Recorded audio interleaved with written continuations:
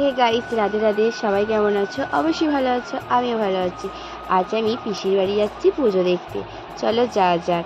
তোমরা দেখতেই পাচ্ছ আমি ট্রেনে বসে আছি। প্রথমে বর্ধমান যেতে হবে, তারপরে জোগ্রাম যাবার জন্য ট্রেনে চাপতে হবে। আমি বর্ধমান চলে এসেছি, এবার আবার জোগ্রাম যাবার জন্য ট্রেনে চাপতে হবে। স্টেশনে এত ভিড়, কি বলবো তোমাদের, তোমরা তো দেখতেই পাচ্ছ। দেখো বন্ধুরা, আমি ট্রেন থেকে নেমে পড়েছি। এবার টোটো করে পিসির বাড়ি যেতে হবে। আজকে দাদা বাড়িতে নেই, তাই আমাকে টোটো করেই যেতে হবে। কি আর করা যাবে বলো। দেখো বন্ধুরা, সবাই শীতলা মায়ের পুজো নিয়ে যাচ্ছে ঢাক ঢোল বাজিয়ে। আমি পিসির বাড়ি চলে এসেছি, এবার দাদার সাথে একটু বেড়াতে যাব। চলো যাওয়া যাক। শীতলা মায়ের মন্দির, এখানেই পুজো হয়েছে। আমি দাদার সাথে রেড কাভারের দই লস্যি খেতে এসেছি। এখানকার দই লস্যি খুবই টেস্টি, যত্ন সহকারে তৈরি করা হয়।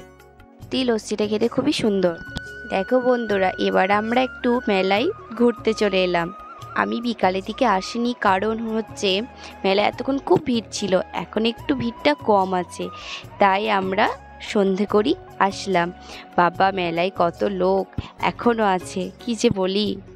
এখানে শীতলা মায়ের পুজো হয়েছে, আমি পুজোর সময় আসতে পারিনি।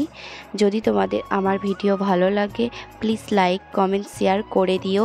চলো বন্ধুরা, দেখা হচ্ছে পরের ভিডিওতে। ওকে, সবাই ভালো থেকো, বাই।